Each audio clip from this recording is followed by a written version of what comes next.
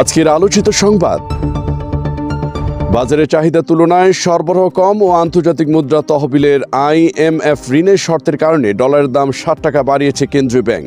এক লাফে 60 টাকা বেড়ে ডলারের দাম উঠল 117 টাকা। চট্টগ্রাম জহুর আহমেদ চৌধুরী স্টেডিয়ামে অনুষ্ঠিত হয়েছে জিম্বাবুয়ের বিপক্ষে 5 ম্যাচে টি-20 সিরিজের প্রথম 3 ম্যাচ।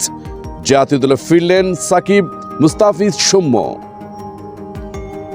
রাজধানীর আশিকোনা হজ ক্যাম্পে 2024 সালের জন্য হজ কার্যক্রমের উদ্বোধন করেছেন প্রধানমন্ত্রী শেখ হাসিনা।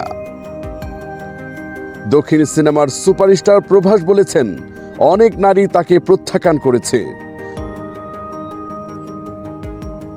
আলিয়া ভাটের ট্র্যাডিশনাল লুক ব্যাপকভাবে প্রশংসিত হয়েছে। 23 ফুট লম্বা শাড়ির আঁচলের রূপকথার পরী আলিয়া। যুক্তরাষ্ট্রের সাবেক প্রেসিডেন্ট ডোনাল্ড ট্রাম্পের যৌন কেলেঙ্কারি নিয়ে আদালতে সাক্ষ্য দিয়েছেন মার্কিন পর্নো অভিনেত্রী স্টর্মি ড্যানিয়েলস।